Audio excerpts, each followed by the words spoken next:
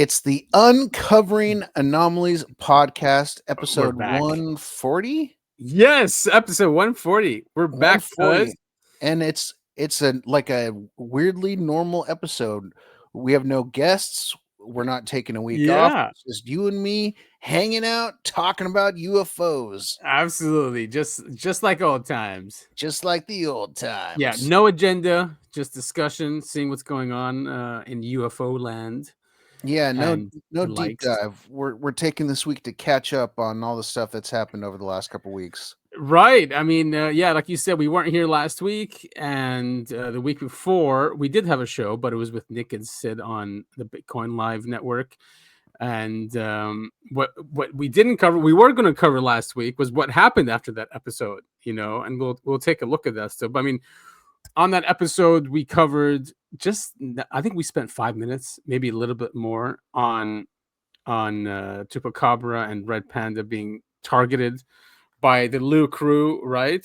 That's all we did was cover it, and then all of a sudden we get a copyright strike. 2 of them actually, but one of them was a strike. The other one, they still removed it on Spotify.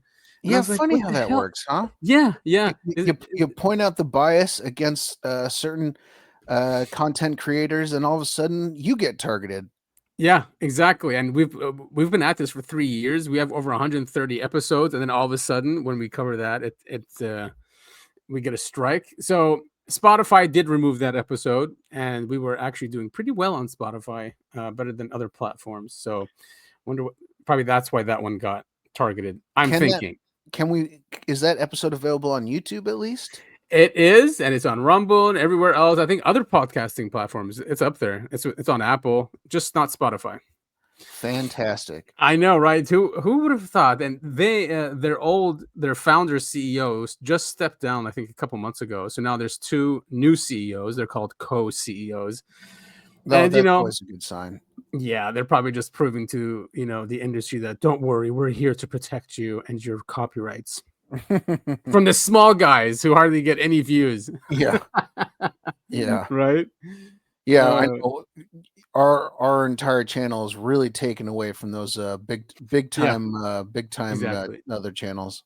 Exactly. Yeah. We must have been effective somehow if we got under someone's skin. How about that? I mean, the CIA. We got under the CIA skin, buddy. I mean, look, here's Red Panda covering it from last week. What date? Is there a date on here? And basically what happened is first I said, I was asking Spotify, I'm like, why are you targeting UAP podcasts and removing episodes for copyright infringement with no timestamps of the material used? Utterly ridiculous. And I go on and say that people should not use big tech for their RSS feeds. Anyway, then I thought about it. I'm like, wait a minute, it's because we covered it. So I said after that, weird how once we covered Lou's attack dogs going after Red Panda and Chupacabra, we get 2 strikes in just 2 days. And there's Red Panda also talking about it, which was cool. Give us lots of exposure on that episode. And he clipped the segment so people can hear it for themselves. We didn't say anything crazy. We were very nice. Thank you so much, Red Panda. Yeah, isn't that cool of them? Look at that picture. He definitely put that there. It looks like it was him in particular that issued the strikes. Yeah, exactly. I don't like what these guys are saying. I mean, he documents all this. Look, Jeremy McGowan is another one. Jeremy McGowan posted his UFO sighting on Reddit, which led him to being on Unidentified on History Channel. After witnessing red flags from Lou, he stepped back, which caused him to be targeted by the Lou crew. And that's him talking about it. He's got so many other examples of this going on. Look at this guy. Someone showed up to my mom's house asking all these questions about me. They got the address from their illegal copyright strike. Whoa. So scary, man. Oh, so wait a minute, because they did an illegal copyright strike. Is it under I don't know. Area 503 Manny describes a strange man showing up to his mother's house after the attacks from the Lou crew following the release of his podcast episode. Whoa, look at that. This is like true Men in Black shit. Yeah. I mean, he's counter intel, so I guess he's using those skills, right? Yeah. I guess so. Should we listen to this? It's on. I mean, we can, unless we want this episode to get copy All right, fine. Yeah. Anyway, stricken too. we will leave the link to this post here, and you guys can definitely figure it out. But why don't we get the episode started with In the Static? Well, why don't we get the episode started with that is I have a need to know Adam. Hey everybody. And I am the new and improved Topher, fresh out of the hospital. I won't go into details, but that is 100% true. We can talk about the details, and we probably should. But yes, and what is today? Today is November 9th. It is a Sunday. Thank you, everyone, for joining us. And why don't we start out with our music video? Let's do it.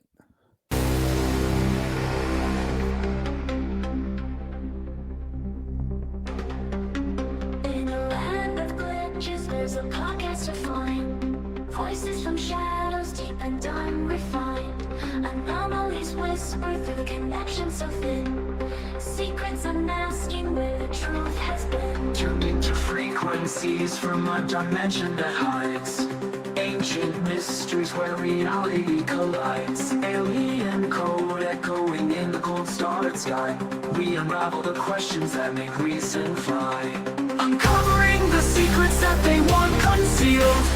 Broadcasting the whispers that were once sealed. In the loops of space we hunt what's concealed. Through the static truth will be revealed.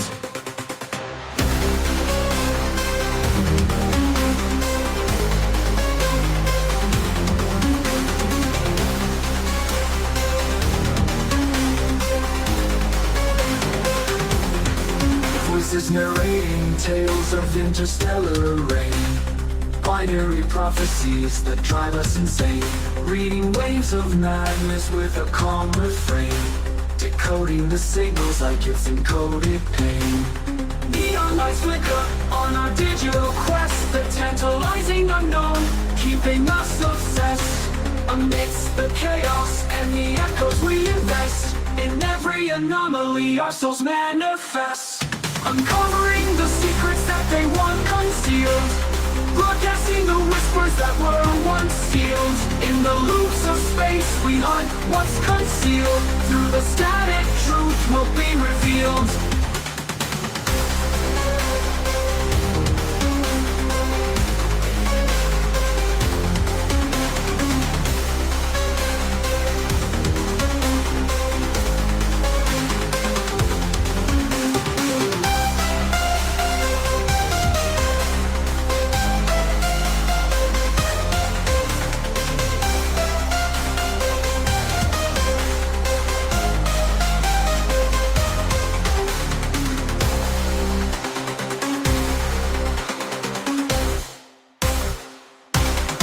Boom, boom, boom, boom, boom.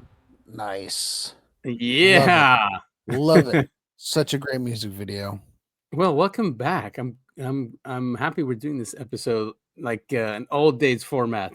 Yeah, me too, man. Bringing it back old school style. Hells yeah. Yeah, I mean, the podcast is expanding. We're doing a lot of cool things. We're doing collaborations. Lots of cool stuff on the horizon. I'm really excited for the future of the show. Yeah, and we have a cool project coming up as well. We're working on it in the background. I think it will do humanity and disclosure. I think give it a nice push if it's successful. But we're seeing lots of support for it from the crypto community and stuff. So once that's ready, we will announce it, and yeah, that should be fun. Yeah. But like you said, lots of collaborations. We'll be on the show will be streamed on Bitcoin Live every other week just to reach that audience. And then but we continue to be here week by week as long as we can do it. As long as we can do it. as long as Topher is not in the hospital, we are good to go. No, man. Glad to see you doing well and in good spirits. Yeah, thanks, man. It's good. It's good to be back. Sweet, dude. So Dick Cheney died last week. Yeah.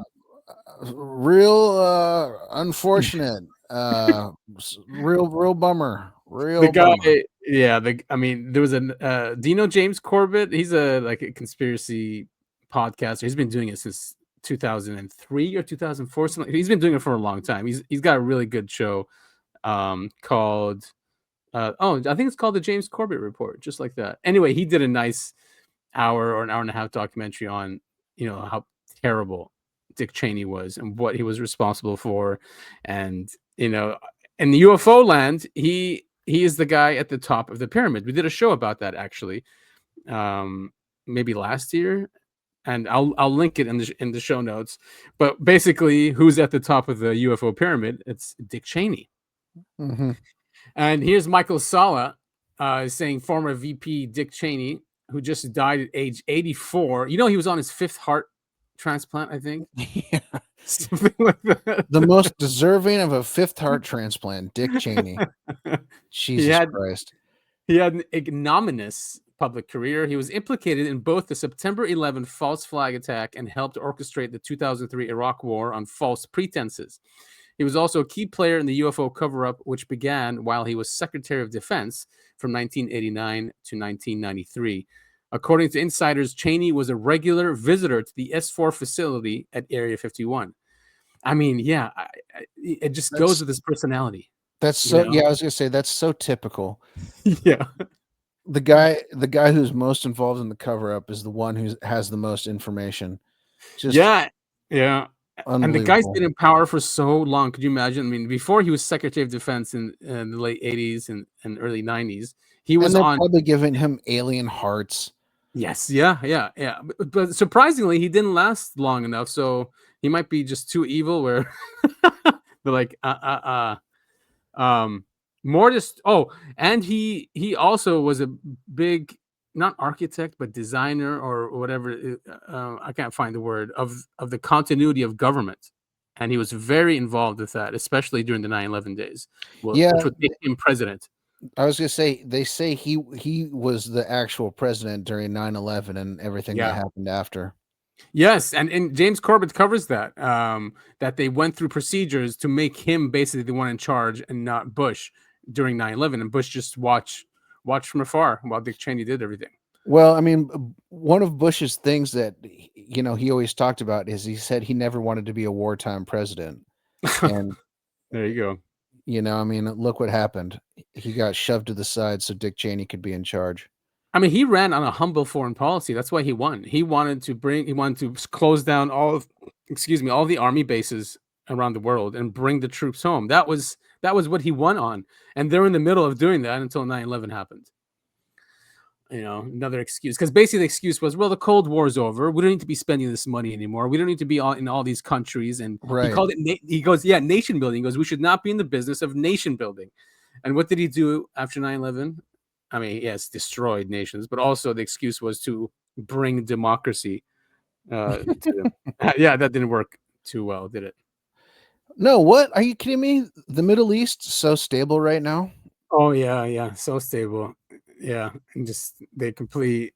What was the Christian population in Iraq? I think it was 6 million or something like that, or 8 million. It was high. Now it's nothing. It's like in the thousands. Same with Syria. Yeah, completely decimated it. Definitely got rid of the Muslims, the extremist Muslims. Actually, there were created ISIS. Are we going off on a tangent? A little bit. All right. So more disturbing was his participation in a CIA-run black program that conducted assassinations, which was exposed by Seymour Hersh in 2009. Targeted individuals included those who threatened UFO secrecy, according to one of these hitmen, Connor O'Ryan, who would cool off at S4 and saw Cheney there. O'Ryan's testimony was recorded in 1991 by the legendary Lieutenant Colonel Wendell Stevens, who released the interviews over a decade later. My 2-part series here. Yeah. If you remember, this guy interviewed Grusch, and let's listen here what Grusch told him. I talked to a high-level UFO whistleblower last year, and I said to him, who among all the people in society is keeping this secret? Who sits atop the pyramid of classified information about UFOs. And I thought he was going to say something strange like the Grand Mason of the, Scottish Rite Lodge or Prince Charles or the Mossad.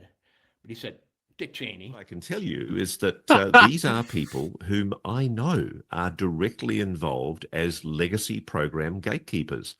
One of them sat on the National Security Council with Dick Cheney in his White House years.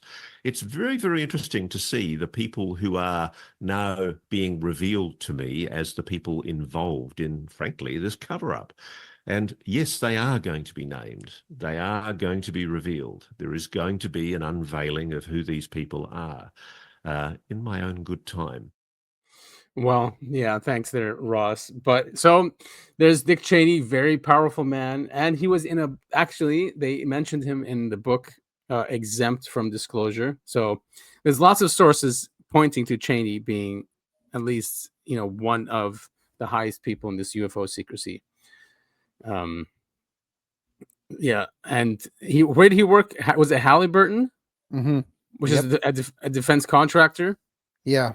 Yeah, it's funny how that works. Didn't he work at Halliburton like right after he ended? Yeah, right after he stopped working for the White House. Yeah, and he gave them contracts, no bid contracts, and they made $40 billion off the Afghanistan and Iraq wars.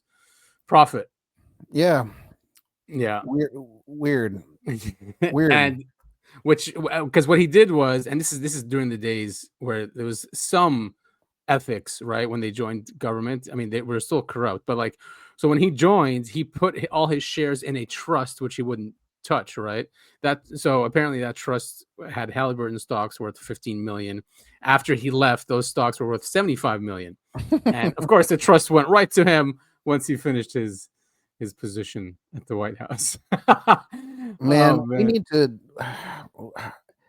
I'm not calling for violence, but we need to start going after people that do shit like this. I mean, this is so corrupt and just immoral. It's horrible. It's destroying not only this country, but it's destroying this world. It is just, for greed, and for them to hoard knowledge about humanity, its place in the universe, and this technology, and just so they can get richer. I mean, he died. Did he take that 75 million plus with him? No, he didn't. I don't get the reasoning. But and then it goes back to he had what? You said 5 heart transplants? You're telling me there are no other people that deserve those hearts? Dick Cheney deserved those hearts more than anyone else on the planet? I'm sure there wasn't a waiting list for him. Right? There probably wasn't a waiting list for him. That's for sure. Yeah, because the rich and the elite don't have the same rules as the rest of us.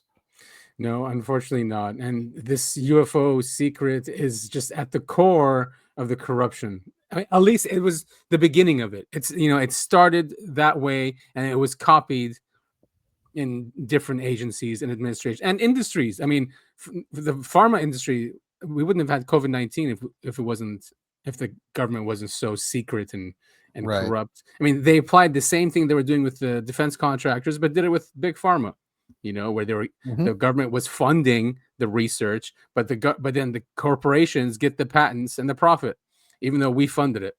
Yeah, exactly. Yeah, and then it's a revolving door of everyone that works at the FDA goes onto the board of big pharma and around. Same thing with defense contractors. It's just this system is. Anyway, it's coming to an end. It's just how bad is it going to be? How bad is the crash going to be? Yeah, well, is it going to end? They would love it to continue. I mean, that's a great question. I see this new Genius Act that they just passed, the Crypto Act, right? Of them trying to perpetuate this system, and it's a way for them to pay off that debt using this new scheme. And yeah, I'm not saying that they don't want it to go on forever. They definitely want it to go on forever. But the thing is, people are waking up. Like, everyone knows about this Genius Act. I'm not going to say no one's going to, but watch all these countries ban whatever they're trying to do. So we'll see. We'll see. Yeah. If they run out of options, they're going to have to crash it. Yep. Yeah, I guess so. Yeah. What's his name? Eric Davis. Here, we can just listen. We can just listen and talk about this. But this is on the. This is with James Fox. Perfect. Interesting what he says here. Where's the proof? We have alien spaceships in our possession. We have bodies. Where and why can't I get the specifics to verify those claims? If the President of the United States issued an executive order that absolves me of all of my TSSCI NDAs. NDAs are non-disclosure agreements. Those are the agreements we have to sign for every compartment in our SCI clearances. So if the President waives or absolves my obligation to those NDAs, and I get subpoenaed by Congress, somebody on Capitol Hill, some committee, either in the Senate or the House or the both, to reveal everything I know that I learned from my investigations, both unclassified and classified, into the legacy UAP, crash retrieval, and hardware reverse engineering and NHI programs, I would do so. If I could be waived from that or absolved in some fashion by presidential order, and if Congress subpoenas me, yes, I would go and tell them everything I know. Huh. What do you think of that? I mean, I don't see Trump doing an executive order. No, I don't either. Trump is so he's so. I think UFOs are so far down his list at this point. He's more concerned about doing really weird things. What's his newest thing? He wants to do $2,000 checks to everyone right now. Do you see that? Yeah, I did. Well, no, I didn't see that. I saw the 50-year mortgage thing instead of 30 years. And I was like, that's ridiculous, man. But no, I didn't see 2,000. Is that for the money they made from tariffs? Supposedly it's a stimulus check. I mean, $2,000 is fine, but wouldn't that just again increase debt? I mean, if you're just doling out money like this, I mean, that $2,000 is going to hurt. Right. I mean, COVID, we're still dealing with what they printed during COVID. Yeah, exactly. I mean, he's just continuing the problems that the Biden administration created. It's insane. It's insane because all those people that were never Trumpers are now around him, calling themselves MAGA. Man, it's just insane to see, and then telling everyone else they're not MAGA, right? Yeah. So we voted for change, and we got more of the same. Isn't that always what happens? We always get duped. It happened with Obama. Look how tiny this guy is. I didn't know how tiny he was. Yeah, a pretty small guy. You know what? To be fair to him, maybe that's a really big chair. Maybe, yes. And the camera, you can see how it's down low too, so it could add like an optical illusion kind of thing. So this is out of James Fox's. It's an updated documentary from Moment of Contact, which is the Varginha case. So he has updated it and included new scenes. And he even got one of the doctors, and the thing is, this is in Spanish, so we might have to read it. One of the doctors, one of the doctors that saw the alien, he got him to come in front of the camera and talk about it. Oh, cool. Yeah, I'm pretty sure it's in Portuguese, though. Wait, let me see. Meu nome é Ítalo.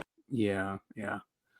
Is there a transcript, or should we just read it while he's talking? Well, there's subtitles, but for our listeners who don't watch, I'll do the reading. Okay, should I make it slower just in case? Yeah, why don't you do that? All right, let's see if that works. My name is Italo something another. I went to school in Sao Paulo for neurology and neurosurgery. All right, maybe I should make it quicker. I have done more than 5,000 surgeries. I want to share this message that I really saw it. I went in to see a patient.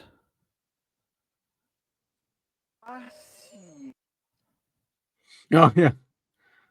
And it was not a patient. It was really an alien. Clearly an alien. That's crazy. Cranium shaped like a teardrop. So like a gray. Eyes shaped like a teardrop. He's describing a gray. I went to see a patient thinking it was a human. Nobody told him. And I saw there a magnificent being from a world unknown to me. Look at his, yeah. I wondered if he was suffering. He was not. If he was cognizant, he was. I trust him. Very calm, very tranquil, like it understood what I was thinking entirely. Damn. It's nice to share this to explain that there are things out there beyond our imagination. To me, it was very important to see it because I saw the immensity of the universe. Hmm. It's not just us here in such a wonderful world. There must be many other worlds, and that being was proof of it. Very cool. He doesn't look like he's lying, that's for sure. At least Yeah. it doesn't. At least it doesn't stand out. Now, it's going to be a longer interview, of course, and it will be in the new James Fox. Well, not new, but update. Which people were asking. They're like, "Dude, I bought the documentary. Does that mean I have to rebuy it?" And he's like, "Don't worry about it. I usually make it free for everyone a month after." Yeah, cool. So Very that's cool. good to know. Yeah. So we can definitely in a month we'll check back, and I want to watch the entire interview just because you want to. If someone experienced this, you want to like try to be in that guy's shoes. Like, how was it? How was it like, right, to look at that being and just. So weirdly enough, I just watched the Y-Files episode on the Varginha. Is it, how do you pronounce it? Varginha. Varginha alien. It's a very interesting case. AJ kind of debunks it just because a lot of the eyewitness testimony doesn't match up or it changes over the years. And the three girls who claimed to it, who saw the thing crouching like in a back alley or whatever, they refused to talk to reporters unless they got paid. Oh, really? Yeah, that's weird. That's weird. But the footprints that they found were really interesting. The guy who saw the UFO crash, they said it looked like a submarine with a crack down the side that was spitting out white smoke. It's a really cool case. I recommend everyone go and check out the Y-Files episode on the Varginha UFO/alien sighting. Really cool. Really, really cool story. Yeah, it is. And also that documentary for Moment of Contact is a great documentary. It talks to all these military people, all the doctors, the nurses, yes, and those girls as well that saw so many witnesses. So it's kind of hard to debunk when you have all those different witnesses. Mm-hmm. And of course, we have the Age of Disclosure is coming out on the 21st of November. So yeah, I can't wait. Yeah, so they're making the rounds, and this is he was on the Bill Maher show, and this is a clip from MTG. She was also a guest on the show, and of course, they ask her what she thinks UFOs are. Not a surprise, just like other congressmen or is she on the? She calls them demons, right? Yeah, just like So like Tucker, he goes angels or demons, and Burleson as well, and Luna. Luna goes, "Oh, you gotta read the Book of Enoch." Just making everyone stuck in 1,000-year-old interpretations of these things. So here's MTG. But, I mean, it's one of those things. Like I don't think it needs to be exclusive. Like no, absolutely not. Yeah, because when you think about it, you go back to whatever 12th century or even the early 32 BC or whatever. Everything comes from a religious context, right? And so when you see something that looks alien, you go, "Oh, that's a demon, that's demonic." Right, exactly. Yes, and that's what these things are. It's a religious perspective and a religious filter, right? And at some point we did evolve past that when it came to science and scientific achievement, and then we've regressed, I would say, really since 9/11. It's been just regressing backwards. So this is what we're seeing with MTG. She's saying, of course, that they're demons. Let's take a listen. I think people deserve to know the truth about it. There was a hearing recently, right? Both of them are in the movie. Yeah. And a lot more came out. And there's a lot more people who are on board now. Very, very serious people. I think it's a serious issue. Yeah, I'd love to know more about it, but we're not told anything about it. In the film, one of the senior intelligence officials named Jay Stratton, he was the director of air and space warfare at the Defense Intelligence Agency, and then he ran the U.S. government's UAP task force. He tells a story about how he was trying to run this issue up the flagpole and bring attention to it. At the Pentagon. At the Pentagon, in a serious office space. And his superiors told him that they thought these things were demons and that he was doing the devil's work by looking into it. And on camera in the film, he says, I can't believe these words were coming out of their mouths. He's like, I'm briefing them on an advanced aerospace vehicle that's absolutely there. It's been spotted by trained observers like our Navy fighter pilots in their $80 million airplanes that we trust them with, right? It's been spotted on data collection systems like satellite and radar. And this guy's telling me it's a demon. It's insane. and he's like, my mind was blown, and this is something I'm dealing with inside of the government. It's Halloween. Let me just ask the final question for the panel. Do you think demons and the devil are real? Absolutely. I'm a Bible-believing Christian. I definitely, and I believe those could be fallen angels. All these things could be real. Fallen angels. Yeah, fallen The angels. aliens are fallen angels. That's possible. I think that's what they could be. That's what makes sense in my worldview. Yeah, there we go. From my worldview, and I've said it so many times, and we've said it so many times, is that fine, you want to have that worldview, okay, but don't make it an excuse to not tell people about these things or investigate them. Like telling Jay Stratton you're doing the devil's work by looking into these that's the Collins elite right there. Right? Yeah, absolutely. Which I mean, let's just say, like, straight up, like, let's say they are, let's say the Christian Bible is 100% the truth. I think it's completely ignorant to not, if you're going to go, okay, these are demons, and you refuse to do any kind of research into that, that's so ignorant and just dumb to me. Right. And even Tucker got to that point where he goes, he doesn't even want to know anymore. He goes, I believe that they're spiritual entities and they've been around for a long time, and that's it. He's done there.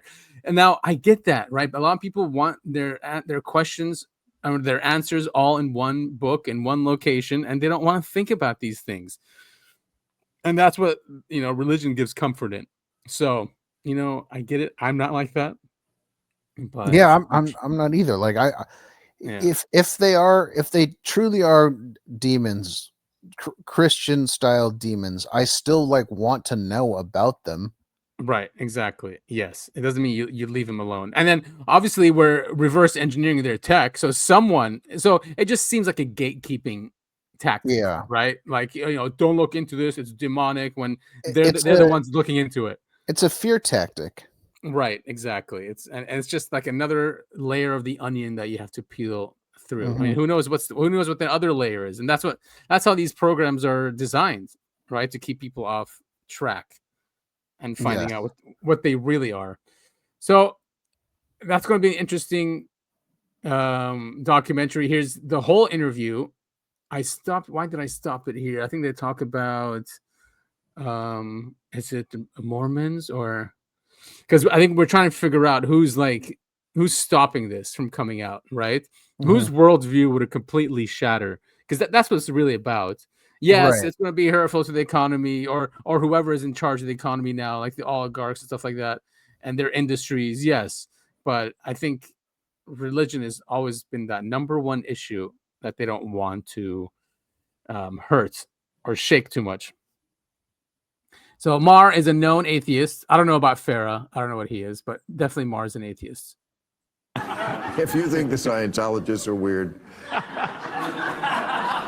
Yes, they believe God is a 6'2" man, 6'2". They know his exact height. And he lives on the planet Kolob. Where's Kolob? Well, if you hit Orc, you've gone too far. That's all I can tell you. But No. But this theory is that Harry Reid wants to legitimize alien invasion because it makes his religion make more sense. I don't think so. Yeah, I don't have to answer. But here's my question. Is this something that has been hidden from presidents themselves? Because, you know, it's been 80 years. I mean, somehow a lot of this stuff has been kept under wraps. Wouldn't Trump have blabbed about it? So one of the shocking interviews in my film is Secretary Rubio going on the record saying that this has been so deeply hidden that even presidents are not told all the facts around this topic. They're sort of given a little bit of information and they're told the direction this is going to go, but they're kept out of it. And that was pretty shocking to hear someone at Rubio's level making that clear. And there's also the theory I saw in your movie that possibly when these crashes take place, they're doing it on purpose so that we'll be able to absorb their technology, that we have found their spacecraft, possibly, and we will reverse engineer it so we could learn. Can you think of anything we actually may have learned from an alien crash?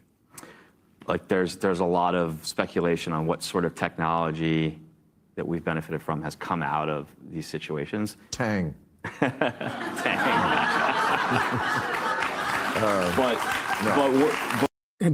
Do young people even know that reference to Tang? Is Tang even a thing anymore? I don't think. I was gonna say, like, I mean, I know what Tang is. It's the juice, right? The orange. Yeah. Juice. Yes. But yeah. I don't even know if it's around anymore. Yeah, exactly. I don't get the reference. That I mean, I guess because it's made of chemicals and gross or something. But I mean, in all seriousness, you know, people think, you know, Wi-Fi is one of the things that we learned from alien technology. Yeah, I mean, internet is created by DARPA. Many people say DARPA is the one in charge of the reverse engineering program. So, well, who knows? You know, and then you've got things that the public are not allowed to access, like 0-point energy and free energy and stuff like that as well. Yeah, metamaterials, biotech. According to Corso, night vision, fiber optics. Right, that was all in his books. Mm-hmm.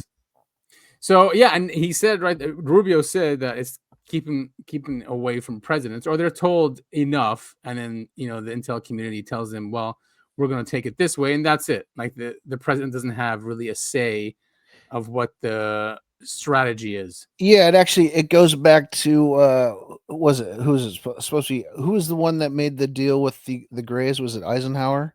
Yeah, Eisenhower. Yeah, one of the parts of that deal was no president after him would be privy to any of the knowledge of that deal. Yeah, exactly. I mean, Truman knew some stuff. I mean, definitely JFK was the last one, right? He wanted to share information with the Russians about UFOs and for them to share the information that they had. Many people say that's one of the reasons he got taken out as well. So it probably ended there, I would think. Yeah. This is Burleson. He recently asked the White House and is waiting for access to locations with bodies and craft. He asked J.D. Vance to go with him. Also, Matt Ford yesterday. Trump and Rubio were read into all of the UAP programs. Both men know what's going on with UAP and the non-human pilots behind them. Yeah, I going back to that last clip.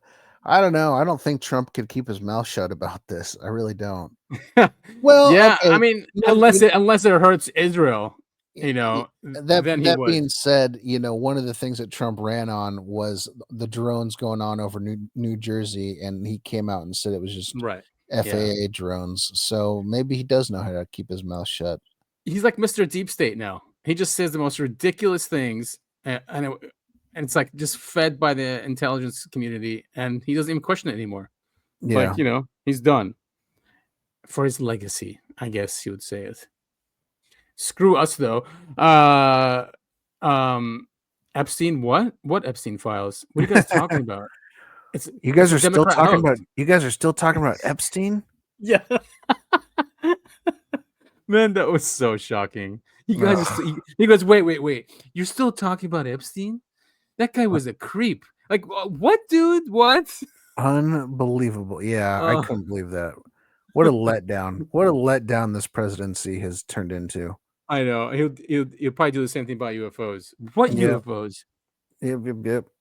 And of course, we have the top 2 Zionists in the country who get read in to to the reality of UFOs. Mm-hmm. And if it hurts the project, they're definitely not going to disclose it. I'm going to tell you here. Yep. Right. And they need people to believe in, the myths, or else Greater Israel won't be created, nor will the third temple. Did we play a clip on this that there was actually someone in the press corps asking the press secretary if Donald Trump's been asked about building a third temple, and she's like, no.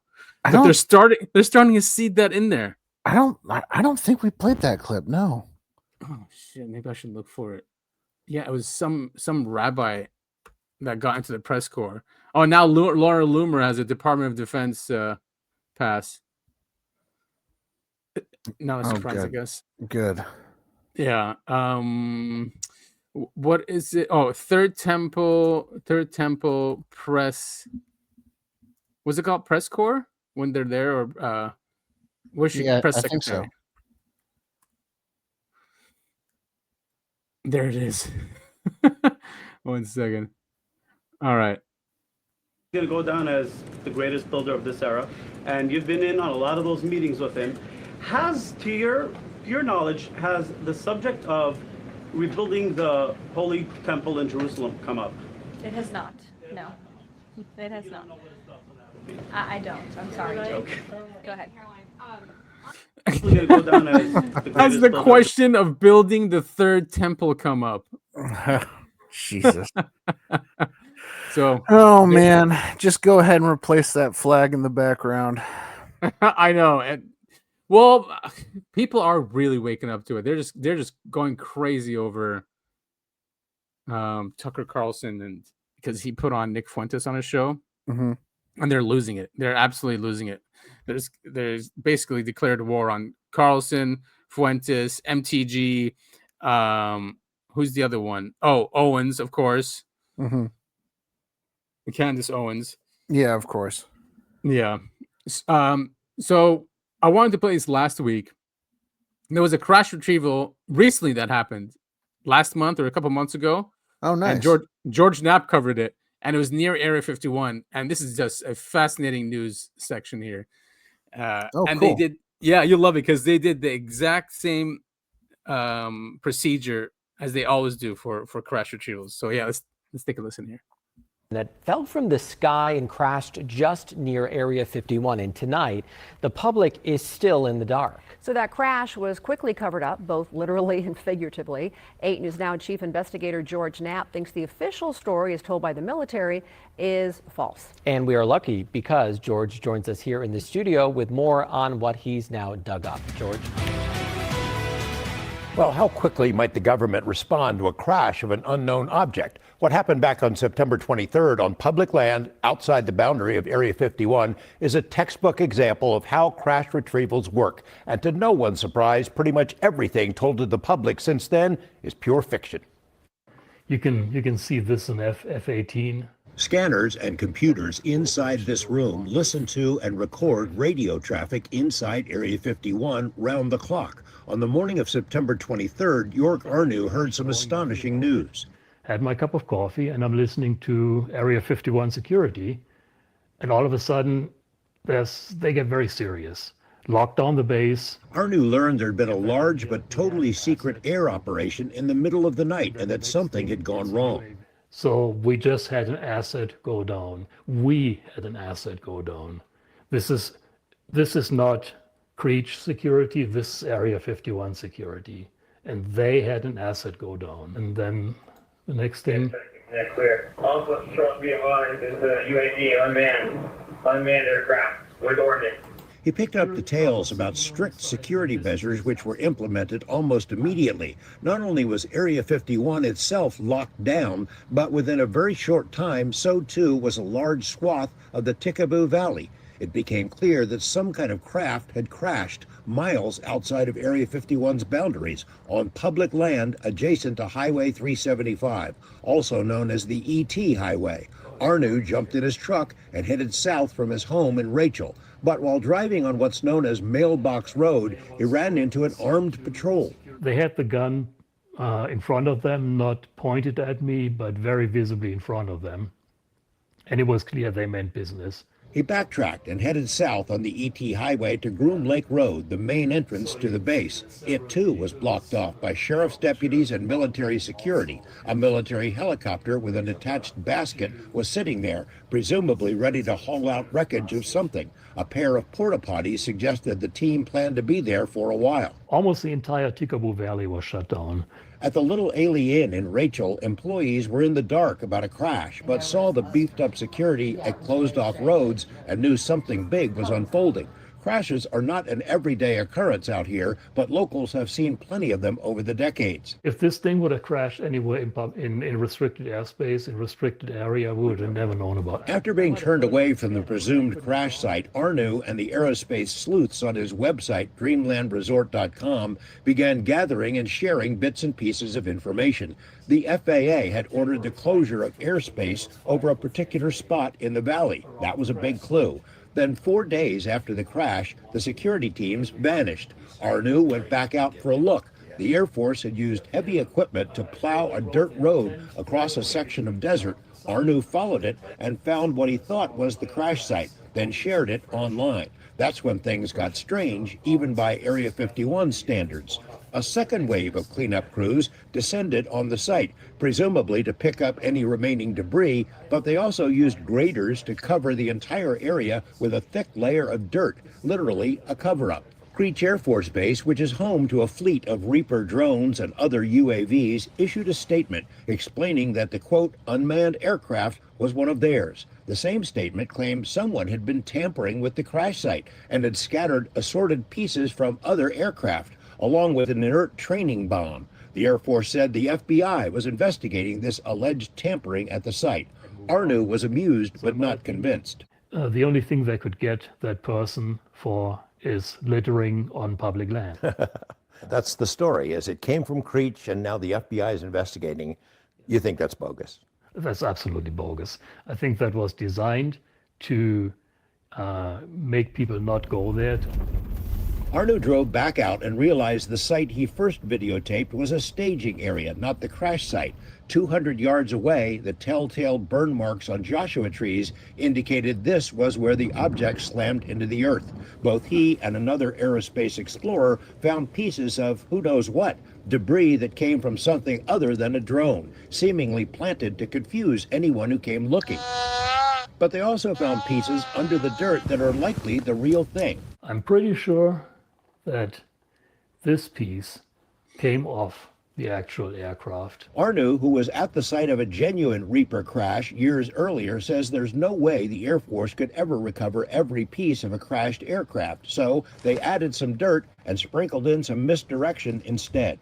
If I were them, I would probably do just that. Is there a good guess about what crashed? On the Dreamland Resort website, members, including former military and retired defense contractors, chimed in. The leading theory is that the drone was one of a latest generation of AI-controlled craft that accompany advanced fighter planes and can act independently to get the job done. The next generation air dominance project is the big thing at Area 51. So the pilot flies along and says, hey, there's a target on the ground, drone 1, go check it out, and if it's a bad guy, take care of it. And drone 1 goes and does the rest. If the military wants to keep a secret about strange things that fall out of the sky, they have many tools at their disposal. Lock down the base, seal off the public land, put out a cover story, sprinkle some disinformation over the whole thing. Arnu says the middle of night operation that ended with the crash is one of the biggest he's ever heard of, nicknamed Black Flag. He has a good idea which hangar at the Area 51 base houses the unknown drones, but is not willing to say more. It is, after all, almost 3 years to the day since FBI agents kicked in the door of his home and carted away his computers and cameras. No charges have ever been filed. Back to you. Oh, so that's the guy. So they already kicked down his door, the FBI. I remember that 3 years ago. I think we covered it. we probably did. Yeah, I mean, this is one of those things. So if something crashes close to Area 51, you have to assume it's ours. But Yes. the fact that they're doing such a they're working so hard to make it seem like it's one of ours. Yeah. Brings the weird. whole thing into question. Yeah, it is very weird how they sprinkled all those just garbage basically on the site, knowing these guys would go and check for it. Yeah, throwing them off, planting that story. The helicopter, I mean, that's like Jake Barber, right? They had the harness and everything. Mm-hmm. So very cool. Is it ours? Possibly, right? I'll say more likely that it is than not. There's also the possibility that it's Chinese or Russian or something too. And we captured it. And the government, doesn't want the public to know how deep into U.S. territory that a foreign government got. That's a possibility as well.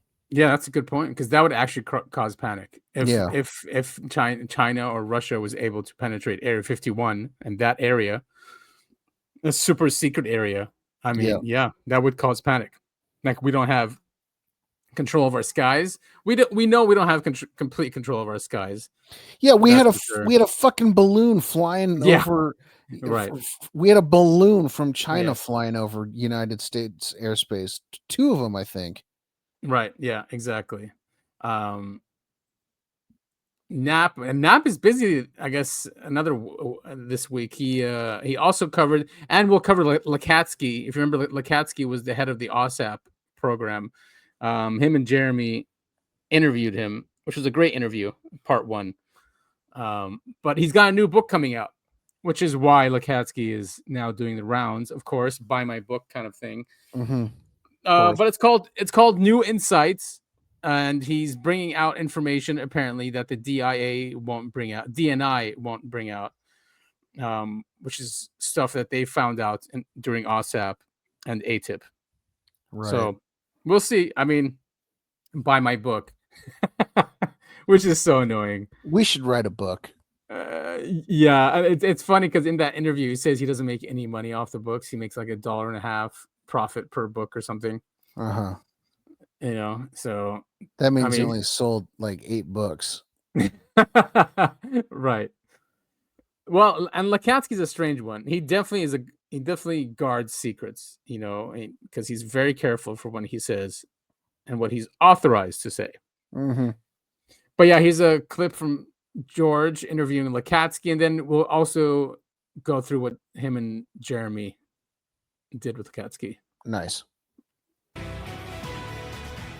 Well, the largest UFO investigation ever funded by the U.S. government was carried out in total secrecy, and it happened right here in Las Vegas. And while most of the reports produced by the program are still classified, the scientist who managed the program is spilling some of what he knows. Dr. James Lacatski worked for the DIA, or Defense Intelligence Agency, and says the goal of the program was to figure out UFO technology and to one day build our own. He spoke exclusively with 8 News Now Chief Investigator George Knapp. George now joining us live in studio. Yeah, we're a big racing town now, right? Formula One, NASCAR, etc. But Las Vegas is known now as a racing town, but the most important race, perhaps on the planet, was headquartered right here. It was a race to see which nation would be the first to crack the code and replicate the propulsion system of these mysterious machines seen for decades in our skies and oceans. The race is real, and it's still underway. We are in a race for the tech? Yes. Yes, absolutely. For more than 80 years, the U.S. government has told the public not to fret about UFO intrusions because nearly all of them are explainable. Behind the scenes, though, intelligence agencies and the Pentagon acknowledge there is a deadly serious contest to figure out UFO technology before Russia or China do. Nevada Senator Harry Reid told us before his death that the race is real and that we'd better win it, which is why he was the primary sponsor of a $22 million secret investigation. And it's not our belief or conjecture or the opinion of the authors. It's facts from the program. These are from official sources from what the public has paid for. Dr. James Lacatski spent most of his career with the DIA analyzing the technology of America's adversaries, weapons that could potentially wipe out the world. He was and is a keeper of secrets and regarded his oath and security clearance as gospel. But these days, he is cautiously and meticulously sharing what he can about AWSAP, the largest acknowledged UFO investigation ever funded by the U.S. government. Lacatski designed and managed AWSAP, inspired by a book he read about a UFO hotspot in a remote corner of Utah, a place now known as Skinwalker Ranch. Credible witnesses had reported seeing mysterious high-tech objects emerge from holes in the sky. Lacatski believed this was a potential threat and also an opportunity. You know, we wanted to learn what can be weaponized here. And basically that was our job at DIA.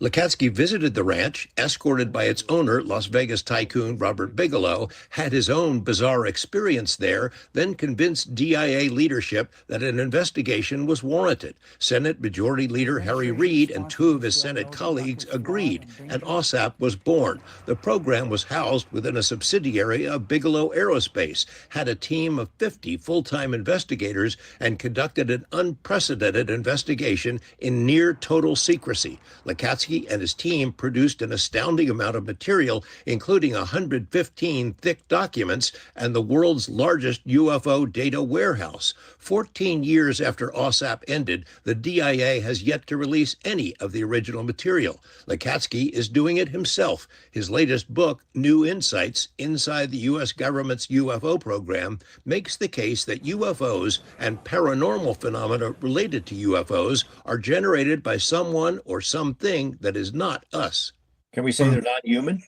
I don't think you can. We can be pretty well sure we're not dealing with humans. The material in the book is from government files, compiled by government personnel in a government-funded program. It may not count as official disclosure, but it's in the same ballpark.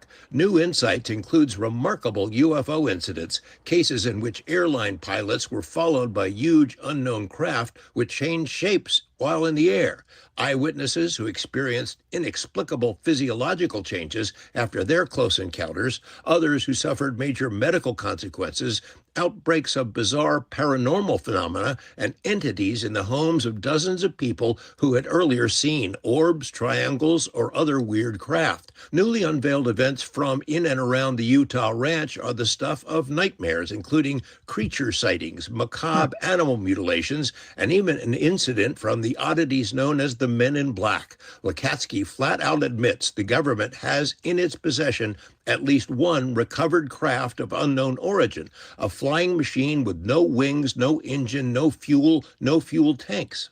How do you know it's a craft if it has no fuel tank? You didn't actually see it fly, or, I mean, are you convinced it is some sort of a craft, a machine? Yes. And by the way, Senator Reid asked the same question. We're all going against the wind. The wind's 120 knots from the west. Like the late senator, Lacatski has no doubt our adversaries have their own programs to reverse engineer UFO tech. The AWSAP program completed almost everything it was designed to do in its 27-month existence. After that, the funding was suddenly paused. Fingers are pointed at multiple possible culprits, but Lacatski now reveals the person responsible. So, yeah, I mean, do we need disclosure at this point? I mean, there's just so much out there, so much information. I just don't.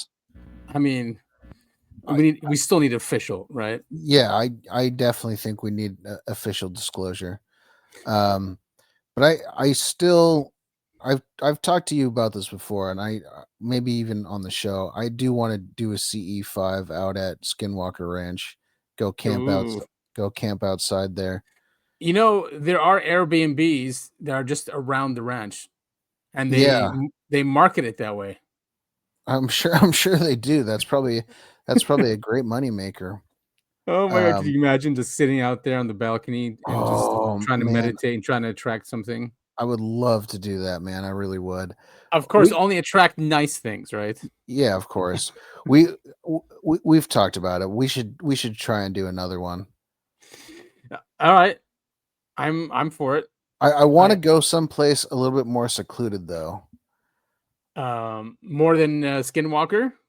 No. Like more secluded than where we went last time. Oh, last time, where did we go? Over by your mom's house. Oh, I mean, no, that cliff is really secluded. I don't think you've been up there. It's like in the middle because you have to track. You have to You walk and I, there. you and I went there. What are you talking about? No, we didn't. We didn't. It's way more beyond that. It's not Well, that area. Oh, okay. Well, then we need to go do it for real. Then. Yeah. There's a track that goes, and then there's a cliff that's way farther. It's like a 10-minute track.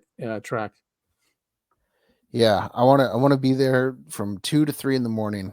The Oh God! We have to. I mean, the sun goes down like at 6:30, so we'd have to go around that time. So we'd have to walk at night. You know what I mean?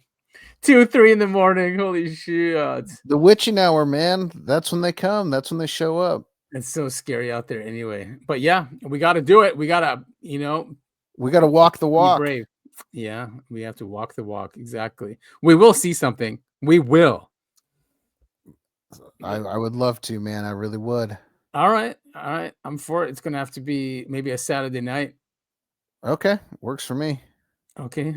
I have that, and we'll have cameras running just to capture everything. I have a 360, whatever it's called, VR camera.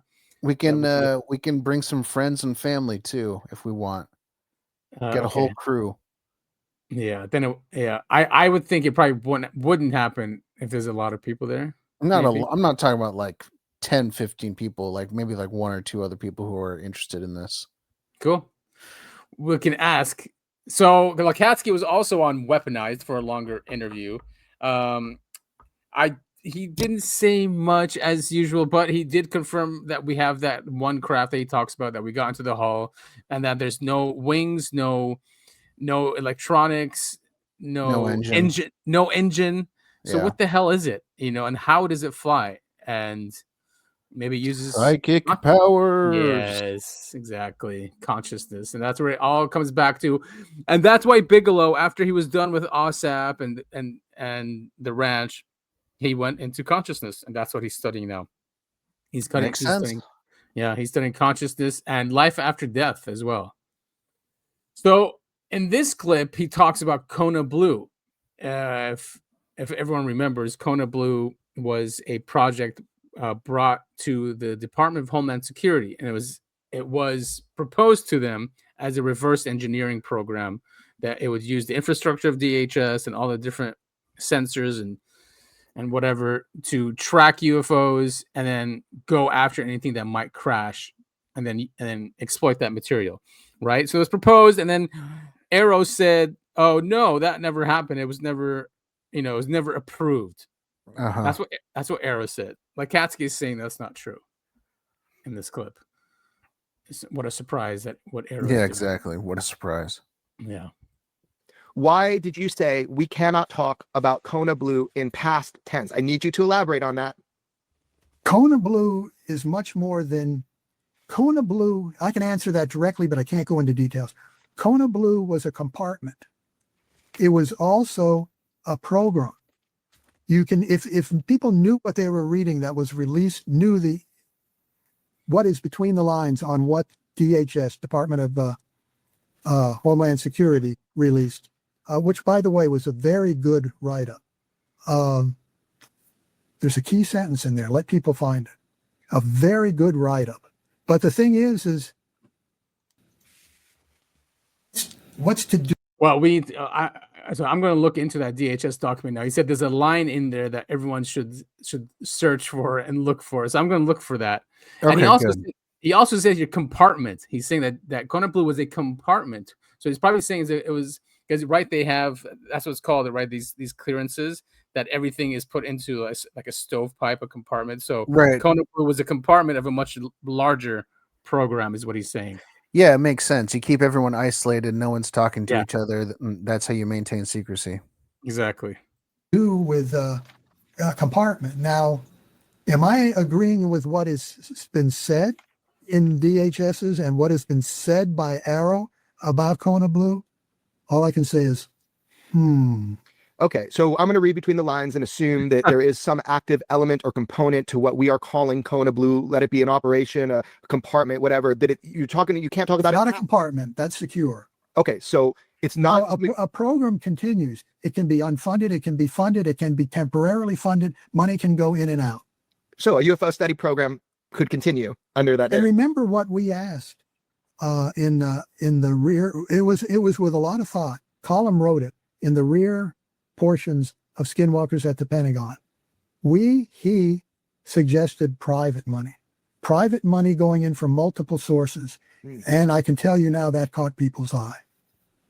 Okay. So, I mean, George, that's new to me. Isn't that great? It is. Dr. Lacatski, the picture that's been painted to the public by assorted people and debunkers and counterintelligence operatives is that Kona Blue was a crackpot idea.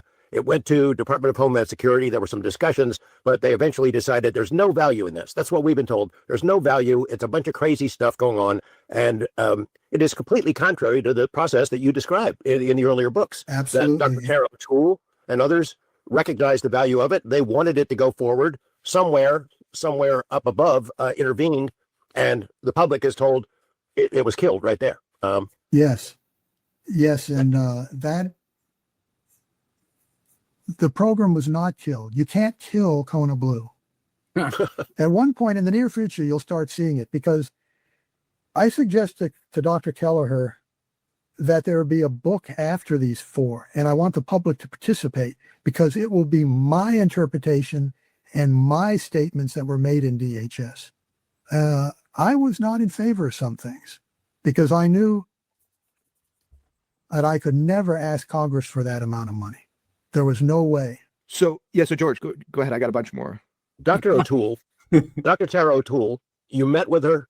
She's a brilliant person, has made no public comment, to my knowledge, about the Kona Blue process, the discussions that were had. She's staying away from it, and I don't blame her. But can you share with us some of what you've already reported and might report in the future about the value that she did see in approving that to go forward? I can't talk about that because we have to also talk about DHS interests. Okay. And I need approval as we move forward past what. All right, so Kona Blue is obviously a real program. It is still operating under DHS. So... Yeah, but he can't talk about it. No, he can't talk about it, and you have to buy my book and read my book. I mean, I kind of feel it for these guys, but he's retired, and the government is scary when it wants to come down on you, right? Yeah, for sure. I mean, they'll just take away any benefits you have, and and probably worse, right? Right. And, I mean, and they've got your family and everything else. So, yeah. And people are really harsh on Lacatski, but we have to understand that the reason why he went up the ranks is because he can annoyingly keep secrets like this, right? He's just that personality. Someone like you or me, they would never, ever, bring up. I mean, I think I've told this before. Like when I was a contractor in Iraq, they wouldn't even give me a DoD ID. Everyone else, not everyone else, but a lot of people around me would get the ID, and I would follow up with security guys. I'm like, "Where's mine?" Like I remember getting an embassy ID. I guess that's easier. Like because I wanted a DoD one, and every day I'd bother them. I'm like, and they're like, "Yeah, we haven't heard back yet." And I was one of them, and that was way back then. And I'm talking about people who weren't even American citizens who got the DoD ID. Right. So all they had to do is just plug in what my book reading is in Amazon, and I'm sure they're like, yeah, we're not giving it to this guy. Yeah, exactly. Yeah, that's understandable. So this is what this type of personality we have in front of us here. He's just a keeper of secrets, and he's very, like George said it, he takes it as gospel. So, but it also means he is trusted with a lot of information, and he does call out a lot of people in this interview who are. He doesn't say names, but he says a lot of disinformation agents out there. He goes, there are people out there talking about projects who have no idea what they're talking about, but they speak with confidence. And he has no idea what the agenda is, but that there are people out there muddying the waters. Right. And we can guess at many of those names. Right. Yes, exactly.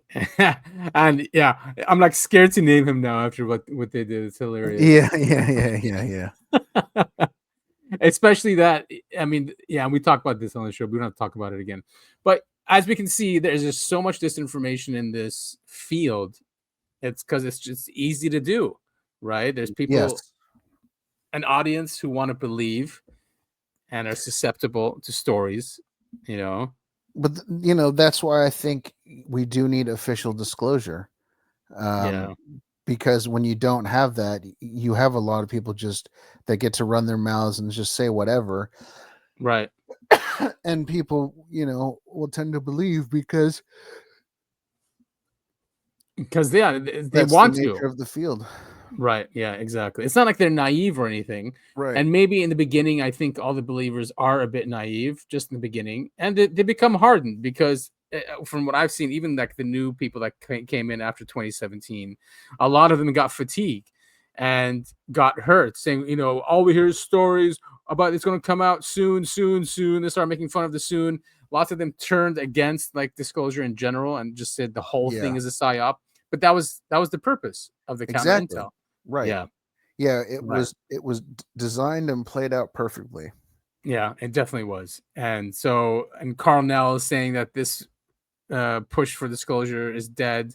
I think it's just evolving. A lot of these people have to grow up and know that there's a lot of intelligence assets in this field, and that they want to control the narrative because it's powerful. I mean, maybe it's something that has to do with not religion, but something within us that want to be religious and believe in higher powers. It plays on that in a way. Yeah, I think right. I think you're exactly right. Yeah, I mean, I think most people at our core, we do want to believe in something greater than ourselves. Right. Yeah. Yes, and so they're taking advantage of that, just like how during the COVID era they took advantage of empathy and people's goodness. Right. You don't want to kill grandma kind of thing. Yeah, exactly. Yeah. No, I think that's a really good comparison. So buy Lacatski's book, everyone. Nah, I don't want to make. There's so many people making fun of him. I'm telling you, man. If we really want this podcast to go big, we need to write a book. All right. What would be our premise? Uncovering Anomalies podcast, the book. Yeah, we'll just it'll just be episode by episode summary kind of thing. Yeah, you know what? We'll use AI to digitize everything that we say in the episodes, and we'll just turn it into one big book. There we go. That will be a great contributor to human knowledge, I think. Oh yeah, 100%. Yeah. Oh, now over to 3i Atlas, which has left our solar system. It lost its tail. Did you see that? I did see that. Yeah, the New York Post said that, which is insane. So it still is a very strange object, that's for sure. Yeah, definitely. And they saw another one. I don't have that queued up, but there's something that came in between 3i Atlas, another object. Really? I hadn't seen that. Yeah, it was another interstellar object. How can I find this? Sorry, I'm laughing at this. Hello, I'm Doctor. Obviously, he's going to say I'm Doctor. His name, whatever, yes, but yeah. It's a funny subtitle as a still. If I remember correctly, this is that NASA whistleblower that came out. Here it is, new interstellar object appeared between Earth and 3i Atlas. Oh, interesting. Yeah, I mean, of course, Avi Loeb will say that this is one of the drones that these motherships let go. Right. Yeah. All right. So astronomers discovered C-2025 V1 Borisov on November 2nd, another hyperbolic orbit comet from outside our solar system, found by the same guy who spotted 2I Borisov 3962. It's literally positioned directly in line between Earth and 3I Atlas in Virgo. Initial reports showed no tail, just a coma. Recent OBS confirm a short tail, but it's still super weird. Observations. 642 perihelion, November 16th. 2 interstellar visitors in 1 year, perfectly aligned. Yeah, it is weird. So there it is right there. Yeah, very strange. Oh God. Cool AI picture there. Right. All right. Yeah. Back to Hello, I'm Doctor. Dr. Gregory Rogers, former U.S. Air Force NASA chief surgeon.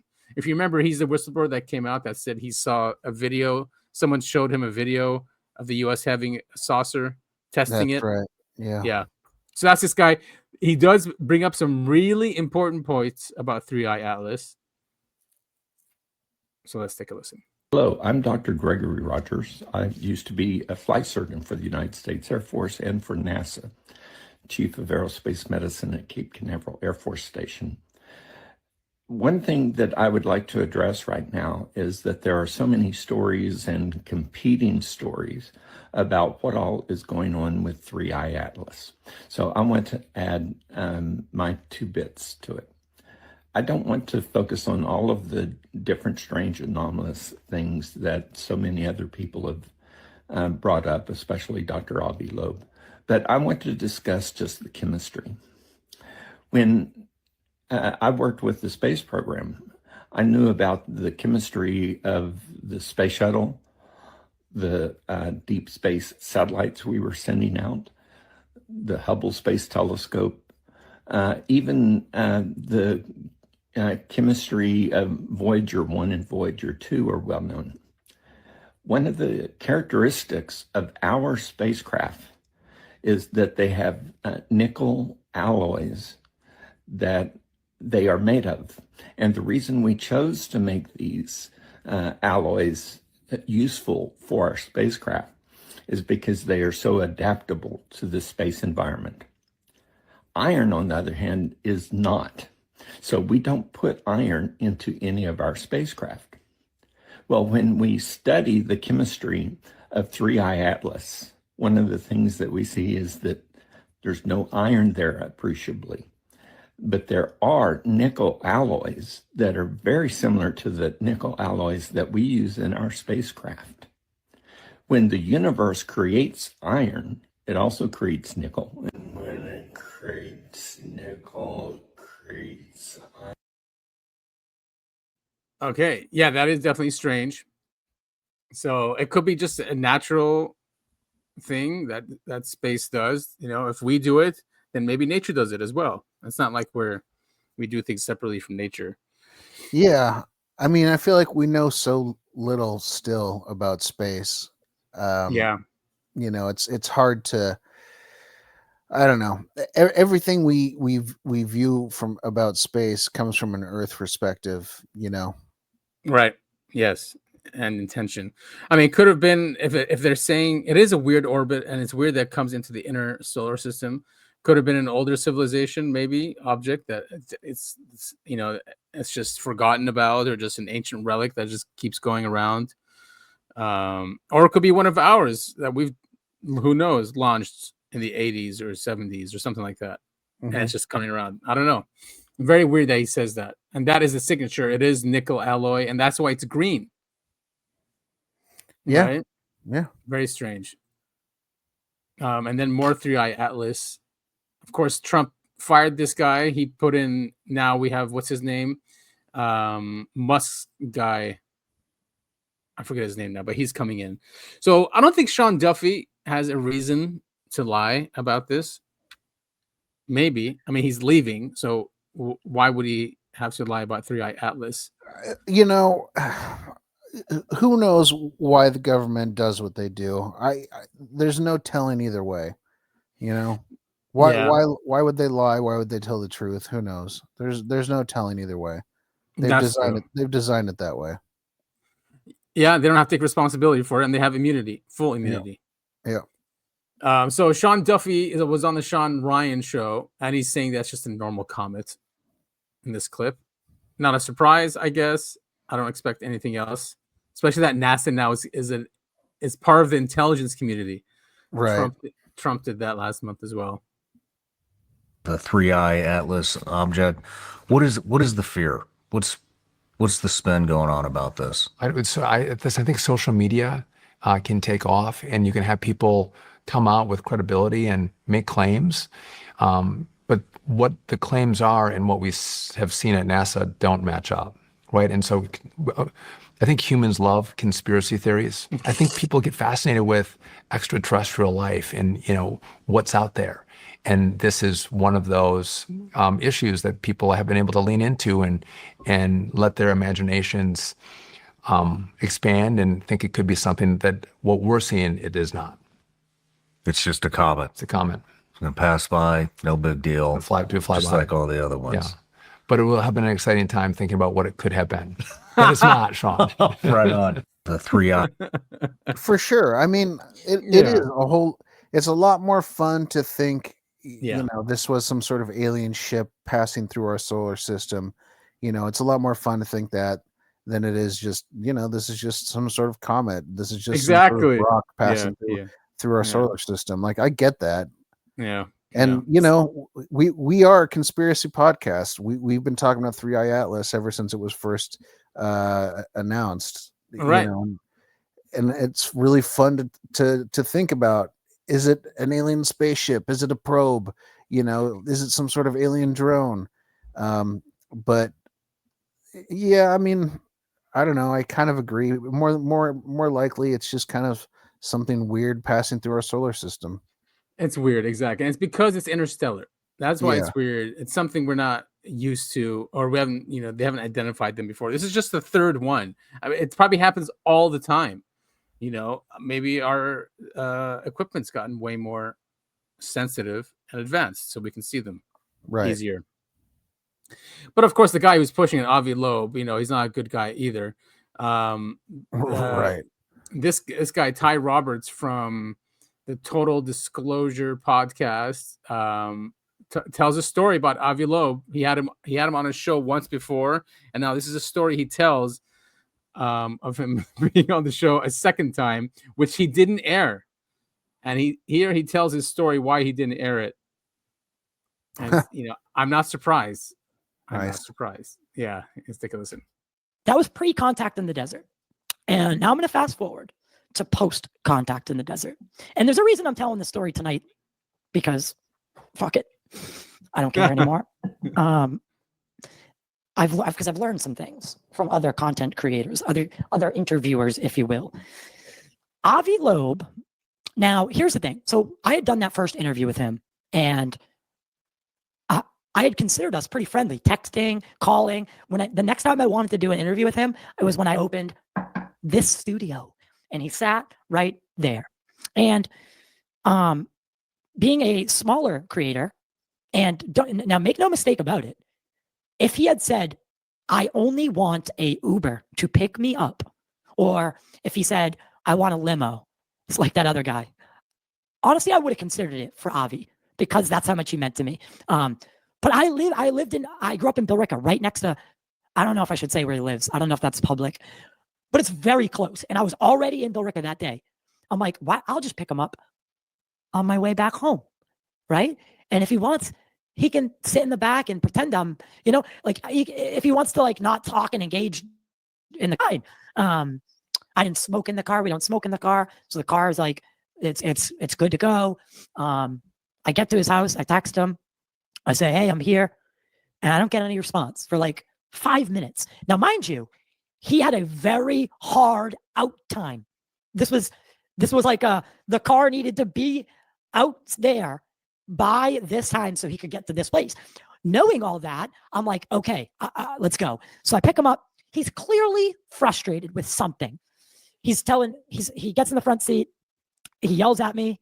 He doesn't yell at me right away, but he made this he gave me this look that I'd never seen before. Now, mind you, Julian Dory, Danny Jones, all those guys, Jesse, they all, if they're friendly with someone, they'll go pick them up at the airport or whatever, and then they'll bring them to the studio and then send a car, and the car will bring them home. And that's essentially what happened. I picked him up, and then I paid for the most expensive Uber X thing you could have, and we had it waiting for the end of the show. That's all hindsight stuff now, obviously.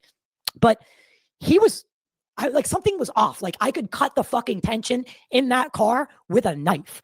And I just looked over to him. And I'm like, everything okay, buddy? And he's like, dude, I have never been ripped into so hard in my life by anybody. He just starts telling me how he can charge me $10,000 for an interview, how I offended him by picking him up myself. How about I mean, every single way this guy could belittle me, he belittled me. He said it was too hot in the car. Mind you, the heat was not on, and it was July. I had the AC on. The car was not hot. And for anyone who wants to ask, it was not hot. And he's like freaking out. Then the GPS is telling me to go one way. He doesn't like the way that I go, and he rips into me about that. He doesn't stop yelling at me until I pull in the driveway. We were then I had already texted Jess, my girlfriend, and I had warned her I did something I usually don't do. I texted at a red light, and I said, something's wrong with him today. I don't know what it is, but he's freaking out. I was like, you need to have everything ready to go when I get there. The text never made it to her. So everything wasn't ready to go when I got here. And he sat in this chair, and we got up the stairs. He asked me where the bathroom was. He went into the bathroom, came out here, belittled me and my girlfriend. And I'm not gonna get into the details, specifics about the things I am not going to release that episode. First of all, you can see that I'm fucking shaken. I'm not scared of Avi Loeb. I would punch that guy in his mouth and I would put him through a wall if I needed to. But the way he was acting, if I was a woman, if I was someone else, they might have been timid and they might have been fearful. That's the way he was acting. And you can see it in my eyes during the whole interview. Something's wrong.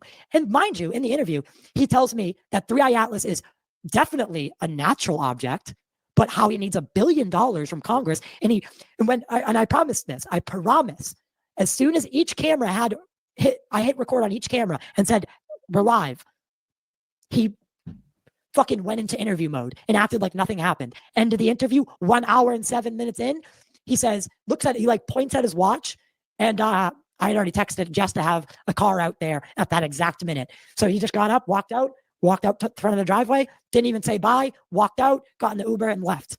And I texted him, and I was desperately I had no fucking idea what just transpired. And I'm like, dude, I'm sorry if I offended you. This was not my. And then he just goes, yep, can't wait to talk again. And I'm like, what the fuck just happened? What the fuck? What is wrong with him? And I can almost guarantee you that he did not act like that to Joe Rogan. Acting like a diva. Yeah, what the hell, man? Could you imagine? I mean, like you said, other people go and pick up. It's not a big deal. I mean, especially if he was going there. And I know Danny Jones and Rogan, they pick up their guests, they go have lunch, and then they go to the show or breakfast or something, and they go and do the show. And then a car takes them to the airport, right? See, this is why I'm so hesitant to have guests on. Well, we're not inviting them to the city, but yes. I'm totally kidding. Totally kidding. But that would, that would. Good point. You have to deal with that. You do have to deal with that. That would honestly, I mean, if I was in his situation, I would have just been like, no, get out of the car. We're not doing this. Right, exactly. Or drive all the way back to the hotel and say, all right, man, sorry this didn't work out, but I'm not gonna take that from you, kind of thing. Yeah, exactly. I mean, that really sucks for that dude. I feel terrible. That's horrible, but that's. Yeah. That doesn't really surprise me about Avi Loeb, to be honest. No, it doesn't. And especially that he goes, yeah, it's just a comment. I just want $1 billion from the government. And then once he turned the cameras on, he got all oh, all right, let's do this. And completely got into interview mode. I don't know. Because he is pushing for that money. It's just all these people, all these billionaires, a lot of them are contractors, are government contractors, including Musk. Musk is a government contractor for I think all his businesses, and you can see that for a lot of people. Ellison as well. All these big tech guys are basically government contractors or got even the technology from the government, But they have these God complexes though, Yeah, they do. For what? Because you're a Harvard I mean, I can. Okay, no, that would go to someone's head, anyone's head. But like, relax, man. You know, especially this guy. He's a nice dude. He's got a little podcast. It's just like him.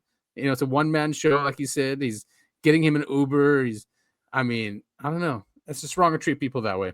Yeah, really, it really is. I mean, I don't know. I've been. I was about to say I've been in bad moods and I haven't treated people like that, but recently. But I was heavily drugged when I treated That's someone that different. poorly. That is different. Yeah, That was yeah. a lot. That was very different. Right, and a different environment as well. And, you know, and instead of you weren't being invited in to something. Yeah, Quite yeah. opposite. Quite, You're right. quite opposite. I Yeah. was being held in place. Exactly. So that's yeah. So I mean, it's a different environment, really. I mean, I probably would have acted like that too. You know, being restrained. Like, who knows what I would have done. Yeah, but I mean, to be a guest on a show like that, like, could you imagine if you know, we got picked up by Bitcoin Live and acted like that? Yeah, exactly. Like, dude, you didn't send me a limo. You know, I don't appreciate this. And you know, I asked for only blue M&Ms in the room, and I didn't get that. Yeah, it's that type of behavior, Yeah. right? It's total like 70s rock star, you know, no longer acceptable behavior. It Right. wasn't acceptable back then either. No, exactly. And it just goes to prove our point that we need to be wary of Avi and his what his goals are. And it's not to push these things. He's got another agenda. He Yes. wants to fund his project, his what is it called? The Galileo project. Which was funded by private money, 2 million, but now he's looking for $1 billion from the government. That's insane. Good luck with that. Yeah, exactly. So that's what we have with 3i Atlas. I think that is a funny ending scene for that. It's gone, like nothing happened. Actually, nothing did happen except for people losing their minds over it. Yeah, I mean, maybe, who knows? Maybe we'll get some exit stories from 3i Atlas. Who knows? I doubt it, but you never know. No. Europe is having a drone incursion again. Nice. I think last week it was Sweden, right? Yeah, was that last week or 2 weeks ago? 2 weeks ago. Yeah, it was Sweden. And then this week it's Belgium again. Cool. And of course we're moving, and this is just, it's not very clear footage, but of course we're moving military equipment. So here is a video of it. And when people slowed it down, I mean, yes, sure, that does look like military planes, but we don't put our lights like that. We don't put red, and then. Well, and this stopped the airport, shut down the airport. So didn't we talk about it a few weeks ago that there's a theory that our FAA lights come from? Oh yes, UFO lights. Yes, I remember reading that in Donald Kehoe's book. Yeah. See how like the green came out of nowhere and it's on the same side of the red? That's not what we do. Yeah, it's very bizarre flight behavior too. Whoa, why is this sound on? I'm sorry. Yeah, it is weird. And the way it turns on a dime. Yeah, exactly. Oh, I bet you what's his name's down here. Where what's his name? Pixel. I'm sure he covered it. Is it Pixel? Come on, show up. Nope. Nah, too bad I forget his name. But he usually checks these out. What if I put Brussels drone? Would he come up? Because he does good analysis.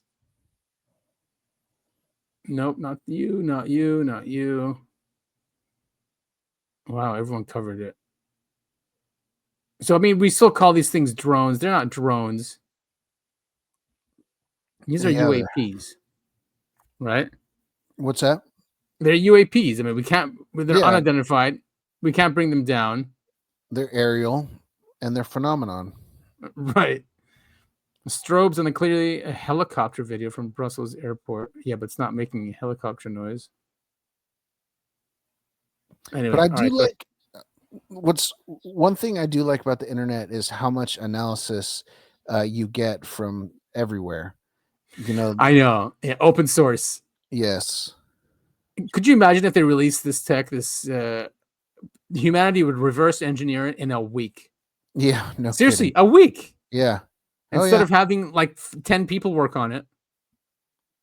That's what we're good at. Amazing at, actually. Humanity just, advances things so quickly and figures them out. We're together. incredible at stuff. Yeah, we definitely are. Like, okay, ARPANET, DARPA created the internet, right? The ARPANET, is archaic. It was nothing. Once they released it to us, look what we did with it. Same thing with crypto. Crypto is the same thing. It was given to us. Look what we did with it. So just incredible stuff, man. Humankind is we got a lot of problems, but yeah, overall, we're pretty cool, bro. Agreed. And then you shared with me a case which I've never even heard of before. Of course, everyone's shitting on it.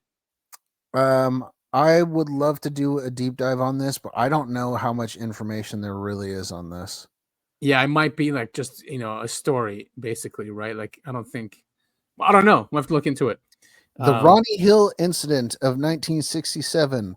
On the afternoon of July 21st, 1967, 14-year-old Ronnie Hill of Pamlico County, North Carolina, reportedly captured one of the most curious photographs in UFO history. And it looks like a little gray alien or a little alien in a metallic suit with a UFO behind him. Right. There's another picture if you click to the right. Whoa. There it is right there. I think that was the original. The first picture is the enhanced version. Look at its eyes are glowing. Mm-hmm. Very cool. I mean, I love stuff like this. I recently listened to we've covered on the show the Sandown Clown. Remember that one? Yep. That one. That's one of my favorite stories of all time. Even though all it really is a story told by two 8-year-olds in England. In England, yeah, that's a great one. But it's still such a bizarre, cool story. I love it, and I love stuff like this. According to Hill's account, he had been playing alone in the family's yard when the air suddenly filled with a pungent, unfamiliar odor so strong it made his eyes water. Alarmed, he looked toward a nearby field and was astonished to see what he described as a spherical white craft approximately 9 feet in diameter settling onto the ground. Realizing that few would believe such a claim without evidence, Ronnie dashed inside, grabbed his portable Kodak camera, and hurried back outside. There he witnessed an extraordinary sight, a being in a reflective silver suit emerging from behind the craft. The figure was described as having thin, spindly legs, an oversized gnome-like head. Dude. Very, very cool. People are saying, so this is AI enhanced, right? I don't know if it's AI enhanced or, someone just took the photo and enhanced it themselves using Photoshop or whatever. Because people are like, this is clearly a baseball and this is a toy or something. Yeah. See the I don't know. sketches? I mean, it's a really haunting photo. I don't know. I like stories like this. I mean, this is a Reddit post, so I don't really give a shit what the comments say. Redditors are complete morons, and I learn absolutely nothing from reading the comments. I know, because it's fake as F. Yeah. Ghost photos. What's this? I mean, no, it's not. I mean, okay, it's not close to it. Spaceship looks like a baseball. Scroll up. No, to the very top. Oh, very top. No, look at the main picture. Oh. Does that look like a baseball to you? No. Does that look anything like a baseball to you? I see stitches here, but they're not. They're obviously artifacts created by the process of enhancing it, because the scratches here too. Right. Which, yeah. So no. And I mean, last I saw, baseballs don't have keyholes in the front. Well, no, he's holding up something, obviously, right? Is that what is going on there? Yeah, because at least it looks like it's attached to his hand. It might be like a translation device. Take me to your leader. Yeah, it could be a microphone, like the Sandown clown. Speak in here. Yeah, exactly. Or he puts it on his ear and he talk through it. Anyway, I don't think that looks like a baseball. I don't think that looks like a toy.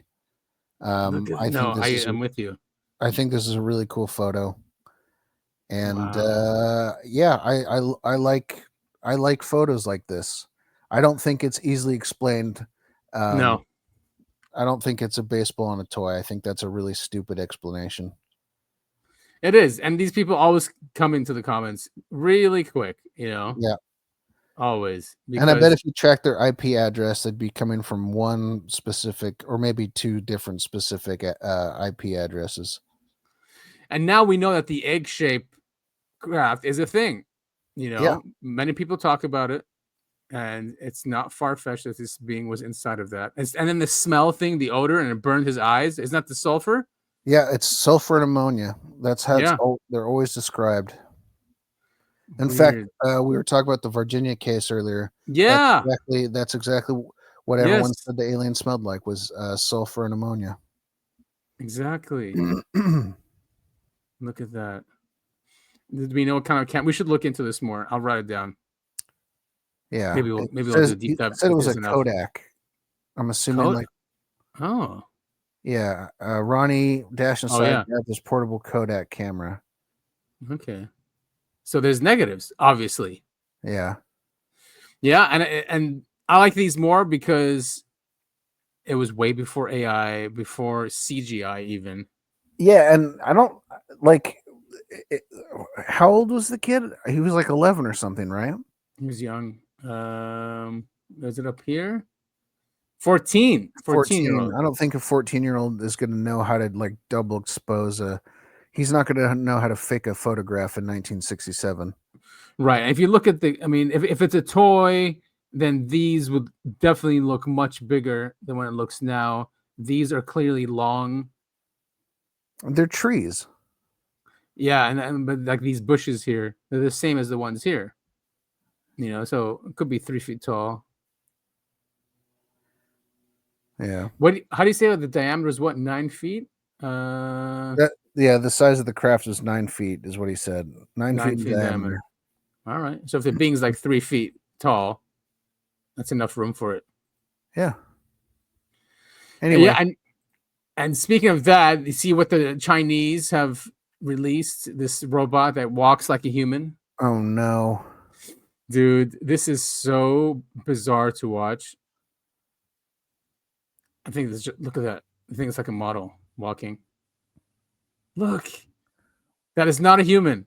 Oh, weird. Yeah. I mean. Oh, and they even gave it boobs. Yeah, they did. And that's what this post was about. It was what, how come they have to give them boobs? But well, it's weird too, because like it's like it's not like a skin tight thing because it's got like like it looks like it's wearing a suit. You know what I mean? Exactly. It's like wrinkles. But like the Optimus looks ridiculous compared to this. And it's obviously modeled after like the catwalk. Yeah, I was gonna say it's walking like a runway model.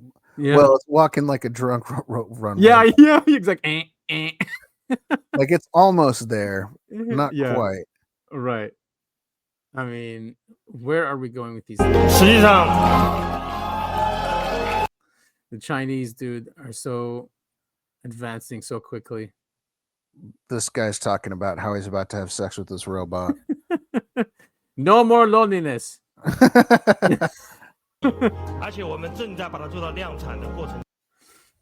My phone, it's a Google phone, so it will immediately translate. You can tell it to translate if the guy's speaking Chinese to translate into English text. I don't know how accurate it is, but it does that. Well, that's cool. Of course, it's called Xping. We're getting pretty close to Westworld, huh? Yeah, dude, we really are. I'd love to rewatch that. Well, have you watched the new one that came out on Apple TV Plus? Pluribus. Dude, you'd love it. It's called Pluribus? Yes, it's the creator. It's the creator of Breaking Bad. So I heard about that. He wrote and direct. Oh, dude, you would love it. check You it would. out. I watched it without even. I didn't watch the preview at all. I'm like, no way, dude, you're gonna love it. Yeah, I don't know anything about it other than it's the guy who made Breaking Bad. I'm not even gonna Yeah, say. don't tell me but anything about it. all I'm gonna say is you're gonna love it. So there's 2 episodes out. Enjoy. I'm pretty pissed. I have to wait. Look at these things. Yeah, maybe man. I might wait until the whole season's out because I don't Really? Yeah, I don't like doing the week to week thing. I always do it and I hate it. Something's gonna leak to you then, maybe. A little worried. That's not gonna work. Oh my god. My wall is This is the American version. Yeah, exactly. The robot is going rogue. Let's say that I'm an 8-year-old and it's just me and Terminator 12,000 here. Would I be able to get away from it? Did you see me? It's looking right at you. Now we're going to be testing the robot in residential applications to see if it's safe. And I want to cook it. All right, come on, stand up. Whoa! Oh my god. Ooh. I need you to cook me a meal. I need protein. It needs to be healthy. It's a gas stove. Be careful. You see yourself? That's a mirror. Yeah. You stupid idiot. All right, cook a meal. No. That's a waste. That's a waste. Stop. Settle down. So if you can cook me the meal, I'm gonna go on in here and play Fortnite. Okay? Yeah.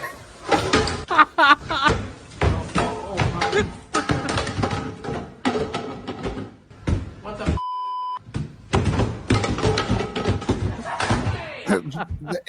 They must All be it is messing clean up with app- it on purpose. What? They have to be messing with that robot on purpose. Yeah, exactly. Daddy, chill. Oh man. Somebody shut it up! Get out of my house! Now we're gonna do the burglary test. Oh. Get back! I'm very curious if the robot can bust through the door into my house. It's gonna break through the door. I think so too. I changed my mind again. Genuinely, if this is a robot or human, I'm actually putting way more money on a robot coming through. You hear something? Okay. Break it in. Here you go. Here you go. Oh my god. Oh no! Look at the money. $15,000 minus 15,000 minus 5,000. Oh man. What a world we're getting into. Yeah, I wonder how close we are to like actual Westworld style robots. What do you think? 5 years, 10 years? Yeah. 10 years max. Probably 5 years.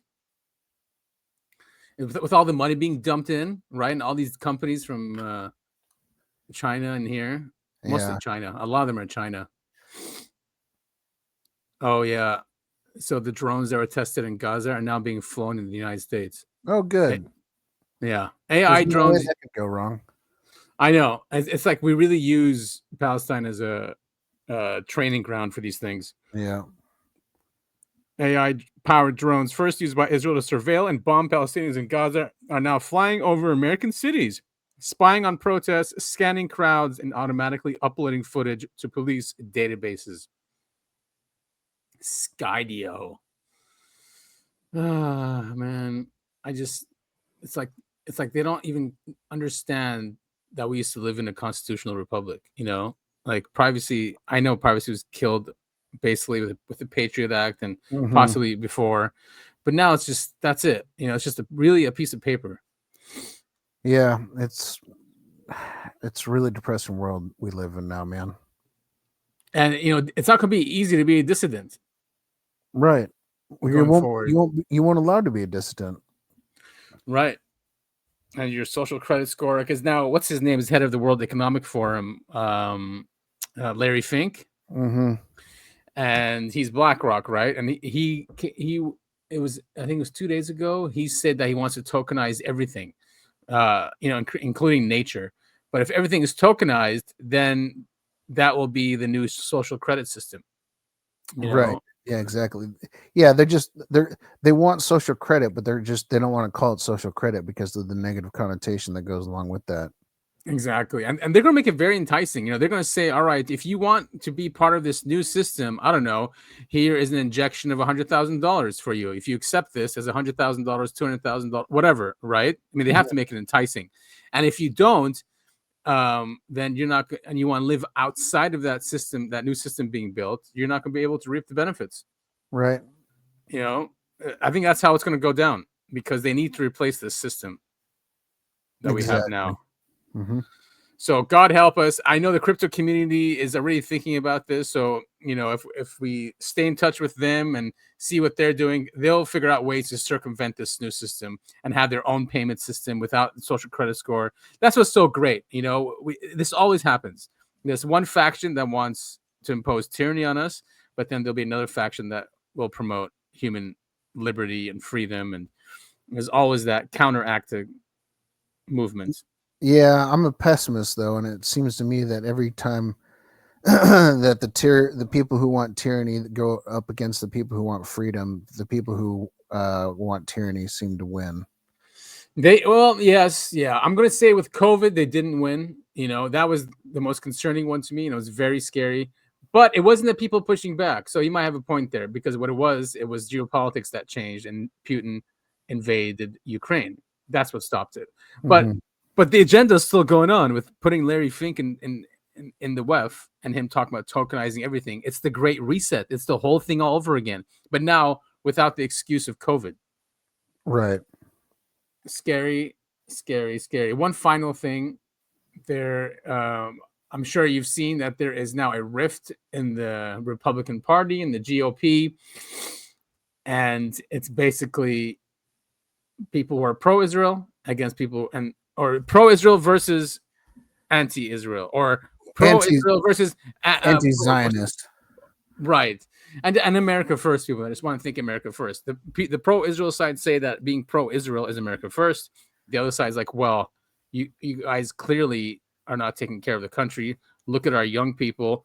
You know, I mean, the questions they're asking at these events, it's all about Israel. It's nuts. They asked Eric Trump about it.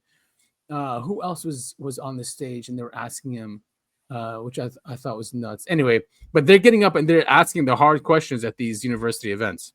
Yeah, good. Yeah, and of course they're having a meltdown. Here's a quick clip on that. If you guys don't know what's happening on the right, it's pretty insane. The pro-Israel neocons are crashing out because they're losing support among traditional conservatives. We're surrounded by cowards who have microphones, who have TV cameras, who have websites, who have columns. Cowards. It's spelled C-A-R-L-S-O-N. It's spelled F-U-E-N-T-E-S. It's spelled O-W-E-N-S. It's spelled B-A-N-N-O-N. It's spelled Marjorie Trader Green. You can figure that out yourself. The reason they're crashing out is because people just don't want to listen to them anymore. You don't need to take my word for it. Just look at the decreasing subscribers and views for YouTube accounts like Ben Shapiro. Compare that to the growth of YouTube accounts like Candace Owens and Tucker Carlson. Because the pro-Israel crowd is so worried about this going mainstream on the right, the response is to isolate Tucker from the right. Friends, make no mistake.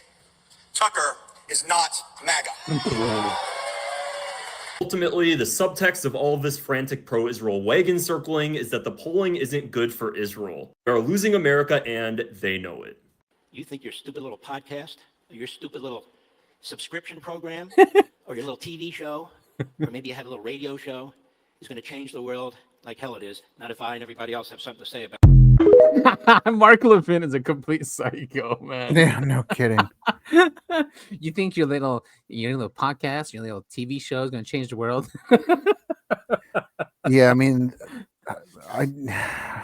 it's so obvious who's getting that APAC money. I know, yeah, and they're seriously losing it. And the X algorithm has changed. That's all I see in my feed is these pro-Israel guys. And then you go in the comments and everyone is dumping on them. Everyone, like, dude, it's.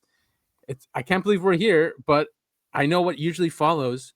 That's what's really scaring me. I love that everyone's waking up, but what follows is going to be bad. Yeah, these people are nuts. Yeah, looking, you know, we're probably looking at another false flag attack. Something that's going to make Israel look real good. So they get all the support back. Right. Yeah. I mean, they'll try anything, and maybe that won't even work. I think we're at that point. We're at that point where if something happens, we're not going to fall for it. At least that's Pressure. what I'm seeing. I mean, there's a lot of warnings out there. But you know, if a financial crash happens, we have no choice. Or okay, let's say you know who takes care of our grids, right? It's Israel. Our cybersecurity on the electrical grid. Right. It's Israeli companies. So say they take down the electrical grid. In 2 days, the food goes rotten, right? Because your fridge is not working. Mhm. 2 days, the food goes rotten. People will start leaving their houses and start looking for food. Okay, and that's when it gets bad. You're talking about just 2 days when there's no electricity. So there's a lot of things they could do, and people will forget all of this stuff once they're in danger of starving or dying. Yeah, man, it's really scary stuff. So prepare, I would say, get food. If we were sponsored by any food company, I'll be like, go buy your emergency food from what is it called? Patriot Supply / UAP. There you go. Get 15% off your first order. Yeah. Hey, we could sign up for that. We can start shilling. Why not? Yeah, why not? We need to get paid too. Yeah, exactly. We do this for free. I think that would be very fitting also for our podcast, since sometimes we do paint a very gloomy view of the future. Why not? Would make sense. And without us being shilling anyway, you guys, everyone should go out and buy emergency food, at least 3 months supply anyway. Medicine, right? And Absolutely. I would say ammo. What is it? Gold and bullets. Yeah, that's really all you need during the apocalypse. Gold, bullets, and cigarettes. Gold, bullets, and cigarettes. Yeah, toss your vapes, people, because you can't recharge those once the electricity is out. Yeah, and you can't barter them. Cigarettes, you can barter a cigarette. You're like, dude, here's a cigarette. Can I get this? Or can you help me out here? Or here's a pack. Something like that, like prison. Yeah, exactly. It's prison rules. Where else did I read that it's not just cigarettes now, it's ramen packs is the new one? Yeah, ramen is huge in prison right now. I love ramen. I do too. It's such a great invention. Well, we want to thank you all so much for listening to the Uncovering Anomalies podcast. Adam, where can our listeners who are already listening to the show find our episodes? Well, it's important to say that some platforms take down episodes, some don't. So it's good to know that we are on all video platforms and podcasting platforms in case that happens. Although you won't know. The best one probably to go to that does not censor and won't for the near future would probably be Rumble. So we're on Rumble, we're on YouTube, and BitChute as well, and Odyssey. So we're on those. But Spotify took off our episode last week, which 2 weeks ago, which sucks. And so yes, we are on Spotify. You probably found us there, and Apple and all those other big podcasting platforms. We are on X as well, at UAP the podcast.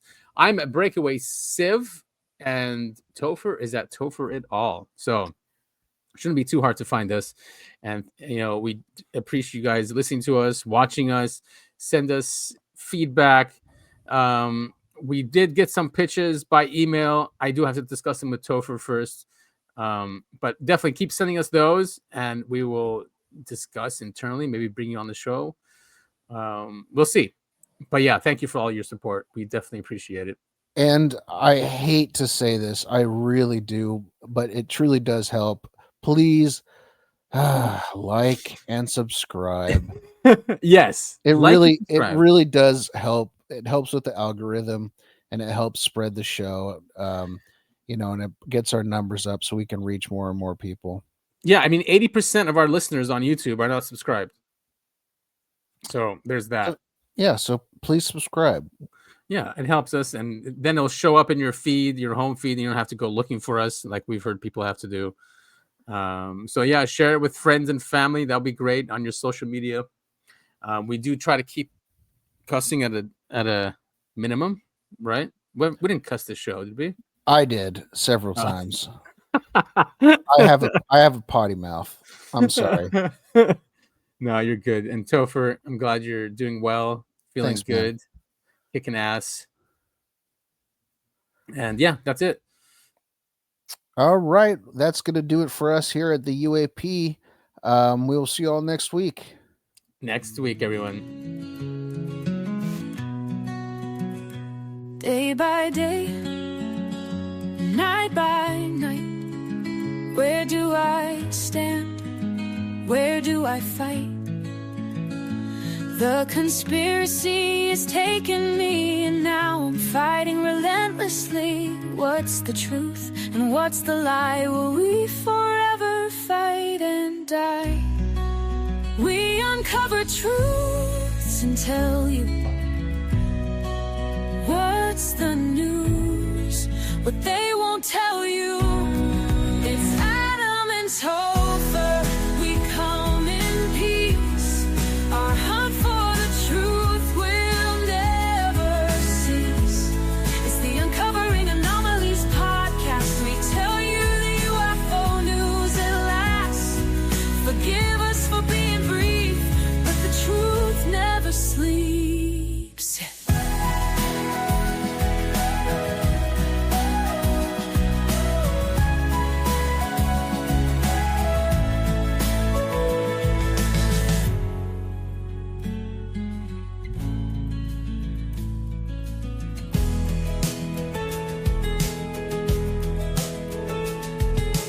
Day by day, night by night, where do I stand? Where do I fight? The conspiracy is taking me, and now I'm fighting relentlessly. What's the truth and what's the lie? Will we forever fight and die? We uncover truths and tell you what's the news, what they won't tell you. It's Adam and Topher. We come in peace. Our hunt for the truth will never cease. It's the Uncovering Anomalies podcast. We tell you the UFO news at last. Forgive us for being brief, but the truth never sleeps.